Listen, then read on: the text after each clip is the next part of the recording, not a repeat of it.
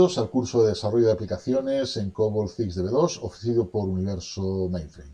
En este vídeo vamos a ver un poco, siguiendo con lo que vimos en el vídeo anterior, queríamos mostrar, sobre todo por si no quedó demasiado claro, cuál es la principal diferencia o la diferencia visual, digamos, entre un fichero de longitud fija y un fichero de longitud variable.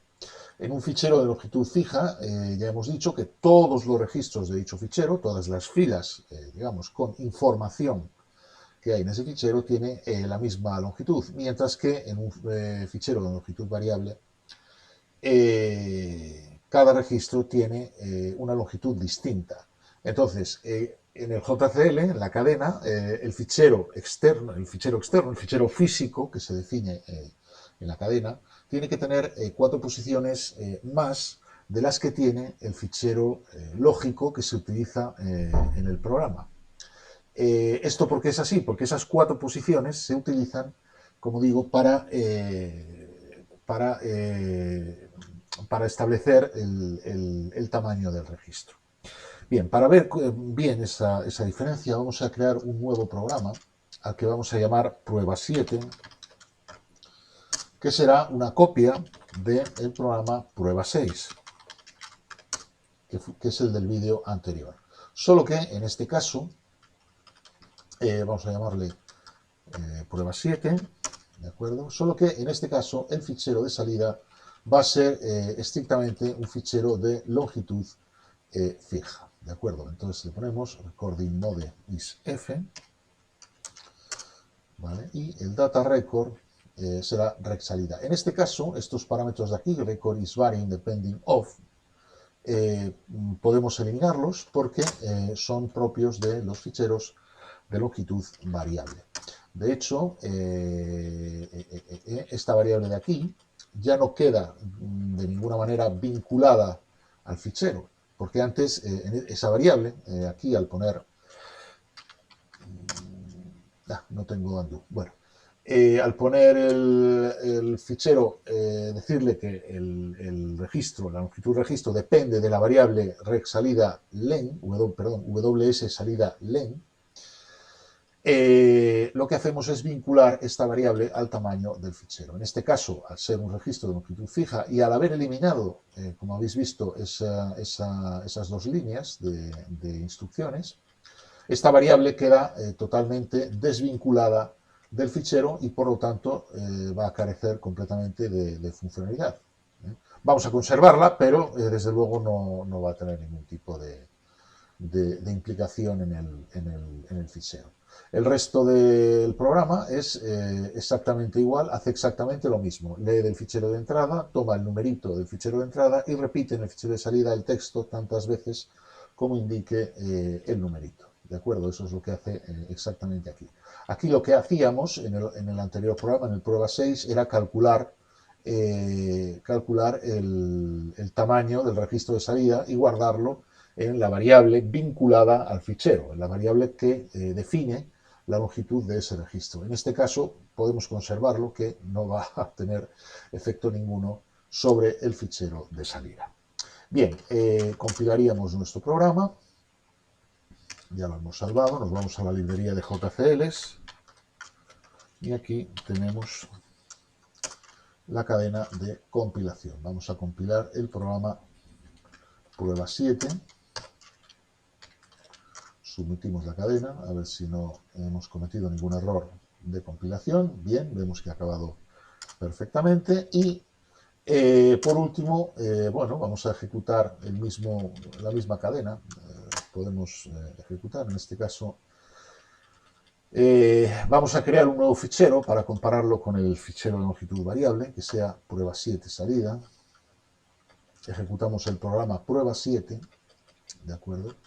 Y este será prueba 7 salida. En este caso, la longitud del registro ya no es 106, sino que, como se trata de un fichero de longitud fija, tiene que coincidir exactamente con la longitud del fichero lógico que hay en el programa. Y nos quedaría calcular el block size. El block size lo podemos calcular de esta manera. El block site, así lo veis como se calcula, depende del tamaño del registro del sistema. Vamos a abrir la calculadora. Sería el tamaño máximo, que creo que eran 27.998, dividido entre la longitud, que son 102. ¿De acuerdo? La longitud del fichero. Vale, eso nos da 274. De aquí nos cargamos la parte decimal y multiplicamos 274 por 102. Con lo cual nos quedaría 27.948. ¿De acuerdo? Esta sería la longitud del...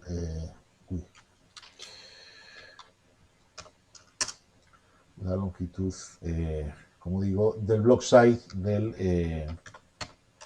del fichero de salida. Bien, salvamos la cadena. Vale, hay que cambiar esto, por supuesto. Ahora es un FB. ¿De acuerdo?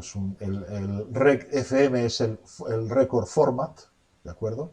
Y el recl es la longitud del registro, ¿de acuerdo? Y después está el block size, que es un parámetro de, digamos, de almacenamiento del fichero, ¿vale? Y después calcula el espacio, que son las pistas, track, ¿de acuerdo? Pero bueno, de esto ya hablaremos posteriormente, ¿vale? Esto ya es, digamos que se sale un poco del objetivo del curso. Bien, pues ejecutamos el programa prueba 7, a ver si no nos da ningún error, ¿de acuerdo? Vemos que ha dado un maxc igual 0, y ahora nos disponemos a visualizar cómo es ese fichero. Entramos por la opción 3.4, y aquí tenemos el fichero prueba 7. Lo vamos a ver en modo browse. ¿De acuerdo? Bien, es un fichero, aparentemente es igual que el...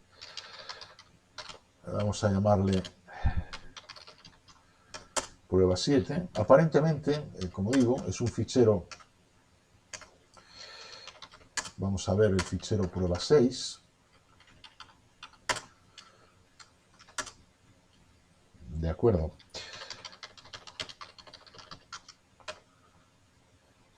Prueba 6. Aparentemente son idénticos los dos, si os fijáis. ¿De acuerdo? El secreto o la diferencia está en cuando vemos, bueno, incluso cuando vemos las columnas de cada uno de los ficheros, vemos que en ambos casos llega hasta 102 la longitud. ¿De acuerdo? La diferencia entre los dos ficheros se ve en modo hexadecimal. En modo hexadecimal, yo un fichero o un programa o cualquier otro objeto de una librería ISPF, puedo ver, digamos, cada una de las líneas de ese fichero, las puedo ver en formato hexadecimal. ¿De acuerdo? Aquí, si os fijáis, este es el fichero prueba 7, que es un fichero, como digo, de longitud fija. Fijaos que aquí pone el numerito, el número de veces que se va a repetir el texto, ¿de acuerdo? El texto repetido las veces que ha indicado el número, y finalmente rellena el resto del registro con espacios. El carácter 40 en código ASCII, en código EBCDIC, en código de IBM, el 40 es el espacio. Es decir, el tamaño sobrante, hasta 102 posiciones del registro, lo ha rellenado con espacios. ¿De acuerdo? Todo esto son espacios. En el segundo registro no lo ha rellenado con espacios porque llega hasta el final del todo, hasta el final del fichero, hasta el 102, porque si os fijáis, aquí le hemos dicho que la cadena de 10 caracteres, 1, 2, 3, 4, 5, 6, 7, 8, 9 y 10, la repita 10 veces, ¿de acuerdo? Eso son 100 posiciones, más 2 posiciones más del número 10, hacen 102, que son justamente la longitud del fichero de salida, ¿de acuerdo? Pero como veis, en todos los registros siempre ha rellenado, incluso en el que tiene 0 veces, ¿de acuerdo? 0 repeticiones de la cadena, ha rellenado siempre el resto del fichero hasta 102 posiciones, lo he rellenado con ceros. ¿De acuerdo? Eso para este último fichero que hemos visto ahora, que es el de longitud fija. Sin embargo, el fichero de longitud variable, como su propio nombre indica, termina donde se le indica. ¿De acuerdo? Este termina aquí, donde nosotros hemos hecho el cálculo de la función de la variable ws salida len. Lo que le decimos en esa variable, el valor que mete en esa variable, va a ser el valor de la longitud del registro. Si os fijáis, a partir de esta barra vertical ya no hay más caracteres. No es que haya blancos o caracteres nulos, no, es que directamente no hay nada. Aquí termina el registro. ¿De acuerdo? Porque, por ejemplo, el carácter nulo en el sistema de IBM es el 00.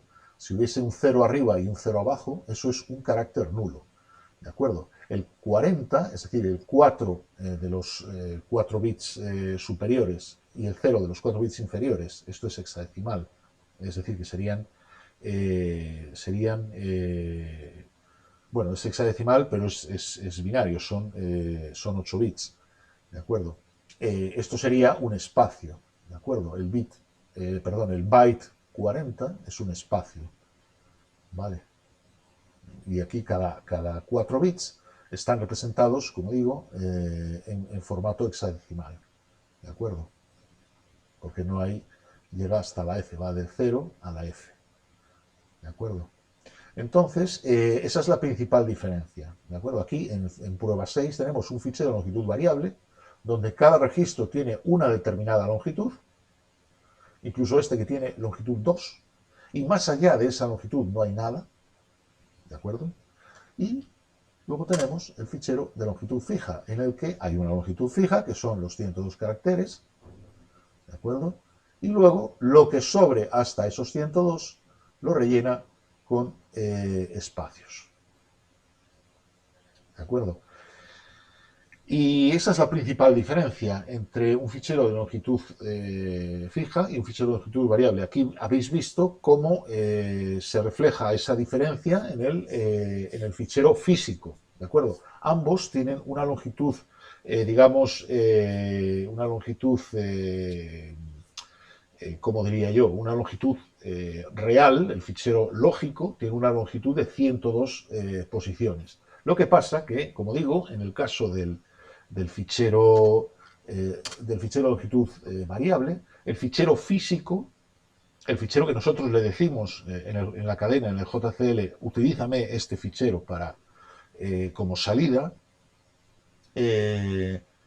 tiene 4 posiciones más que determinan, como digo, la longitud de cada uno de los registros.